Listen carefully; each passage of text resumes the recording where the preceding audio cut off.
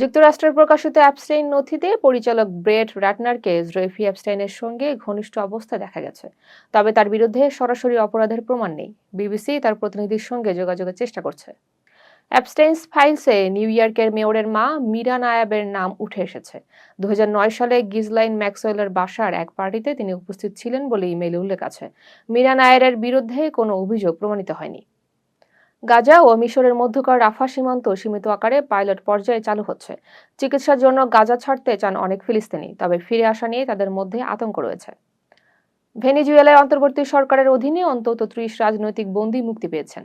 মানবাধিকার সংস্থাগুলো এই পদক্ষেপকে ইতিবাচক হিসেবে মূল্যায়ন করছে। এদিকে মুক্তিপ্রাপ্তদের মধ্যে বেশিরভাগই দীর্ঘ সময় ধরে কারাগারে ছিলেন।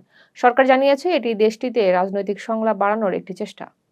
ইরানের পররাষ্ট্রমন্ত্রী সতর্ক করেছেন যে কোনো যুদ্ধ পুরো অঞ্চলে ছড়িয়ে পড়তে পারে। তিনি বলেছেন, পারমাণবিক ইস্যুতে যুক্তরাষ্ট্রের সঙ্গে সমঝোতার সম্ভাবনা এখনো আছে। পররাষ্ট্রমন্ত্রীর এই মন্তব্যে আন্তর্জাতিক সম্প্রদায়ের দৃষ্টি আকর্ষণ করছে। ইরান শান্তিপূর্ণ সমাধানের জন্য আলোচনা চালিয়ে যেতে আগ্রহী।